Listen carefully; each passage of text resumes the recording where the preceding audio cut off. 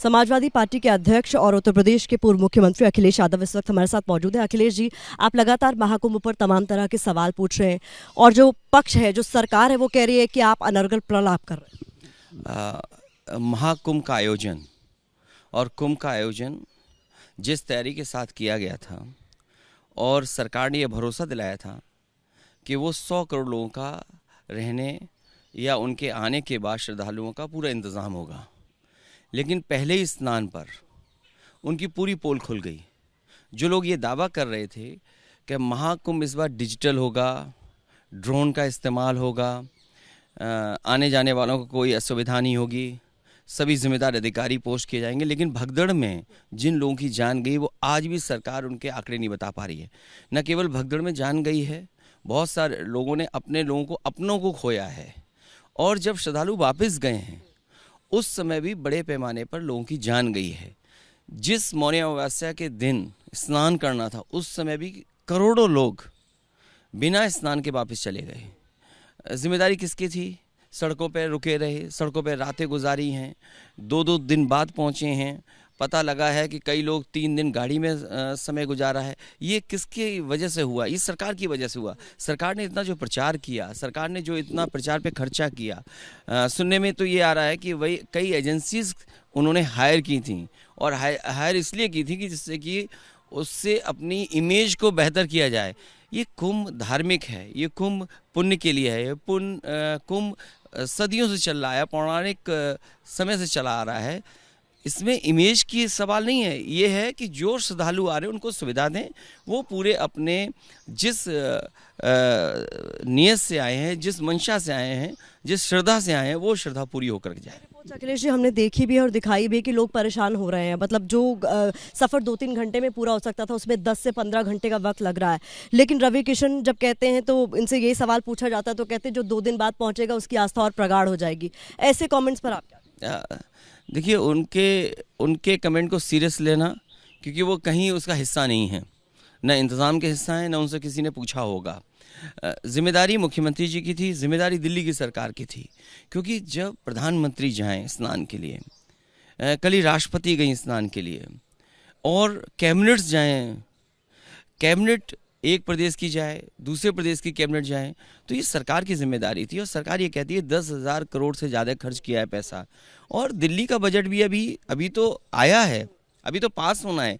अगर उनको पैसे की ज़रूरत है तो डबल इंजन की सरकार को दिल्ली की सरकार से भी बजट मांगना चाहिए, जिससे कि पर्याप्त इंतज़ाम हो सके वहाँ पर। हम देख रहे हैं ट्रेन्स को लेकर अश्विनी वैष्णव लगातार कह रहे हैं कि बहुत सारी व्यवस्था हम लोगों ने कर रखी है, कोई कमी नहीं है। लेकिन आज ही ये तस्वीरें सामने आई है बिहार से, जहां एसी कोच के शीशे तोड़ दिए। नहीं, न केवल वहाँ पर, बल्कि बनारस में जो इंजन का जहाँ पर ड्राइवर चलता है वहाँ पर श्रद्धालु चले गए। सुनने में आया कि कुछ स्टेशंस बंद कर दिए गए थे प्रयागराज में, तो लोग रात भर इंतज़ार करते रहे, डिवाइडर में बैठे रहे, बाहर बैठे रहे इंतज़ार करने के लिए। इनका कोई इंतज़ाम नहीं था, कोई तैयारी नहीं था। केवल एक चीज़ की तैयारी थी कि प्रचार करने के लिए। इनके पास तमाम ड्रोन थे, क्या ड्रोन से मॉनिटरिंग नहीं कर सकते थे कि जो कहाँ श्रद्धालु हैं, कहाँ भीड़ ज़्यादा बढ़ रही है? ये तो पहले बताया गया था। यहाँ तक सरकार ने कहा कि मैनेजमेंट के लिए एक स्टडी होगी कुंभ का आयोजन। ये स्वाभाविक है कि कुंभ में जब इतने लोग आएंगे तो एक स्टडी का हिस्सा तो बनते हैं, लेकिन जब आपको पता था उसके बाद आपने इंतज़ाम नहीं किया, इसका मतलब जिम्मेदारी आपकी बनती है। जो कुछ हो रहा है, जो कुछ लोग दुखी होकर के जा रहे हैं, स्नान करके नहीं जा पा रहे हैं, पहुंचने में जिन लोगों को तकलीफ हो रही है, पूरा प्रयागराज में हाउस अरेस्ट हैं, लोग जा नहीं सकते हैं। अगर कहीं जाना चाहें तो इलाहाबाद प्रयागराज के लोग नहीं जा सकते। हालांकि वहाँ के बहुत सारे लोगों ने, चाहे वो हिंदू हो, मुस्लिम हैं, बहुत सी लोगों की मदद की है, खाने पीने से लेकर के अपने घर में आने का मौका दिया कि जिससे कि वॉशरूम वगैरह भी इस्तेमाल कर सकें। योगी आदित्यनाथ कहते हैं आप तो चाहते हैं कि अव्यवस्था फैले और उसका मुद्दा आप उठा सकें। जगदीप धनखड़ जब पार्लियामेंट में ये मुद्दा उठता है तो कहते हैं सनातन के लिए पाचन शक्ति बढ़ाई। देखिए, ये इसलिए कहते हैं क्योंकि वो बचना चाहते हैं, बहस को दूसरे हिस्से में ले जाना चाहते हैं। ये डबल इंजन सरकार नहीं है, ये डबल ब्लंडर की सरकार है। ये डबल ब्लंडर कर रहे हैं। दिल्ली, लखनऊ वाले तो कर ही रहे हैं, दिल्ली वाले भी ब्लंडर कर रहे हैं। आखिर में पूछना चाहूंगी, यहाँ पर दिल्ली चुनाव में जिस तरीके से आम आदमी पार्टी को हार का सामना करना पड़ा, उसके बाद इंडिया गठबंधन के भविष्य को लेकर बहुत तरह के कयास लगाए जा रहे हैं। देखिए, चुनाव होगा तो हार जीत भी होगी, और आपकी सरकार बनती अब, क्योंकि बीजेपी की सरकार बन रही है, उनके सामने भी चुनौतियां होंगी। गठबंधन मैं समझता हूँ इंडिया गठबंधन और मजबूत होगा। नई दिशा से सोचेंगे, मौका मिलेगा हम सबको अपनी बात रखने का, कोशिश करेंगे कि इंडिया गठबंधन और मजबूत दिखाई दे। इस तरीके का क्राइसिस नहीं है इंडिया गठबंधन में, क्योंकि लगातार यही कहकर निशाना साधा जा रहा है कि अब इसका कोई भविष्य बचा नहीं। देखिए, हरियाणा हारे हैं, महाराष्ट्र हारे हैं, दिल्ली हार गए, तो हार के बाद सीखना और हार से ही सीखने का मौका मिलता है।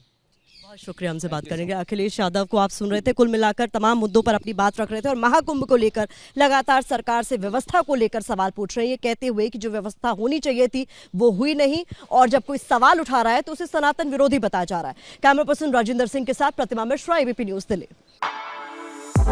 For exclusive and insightful videos, subscribe to our new channel ABP Live Premium.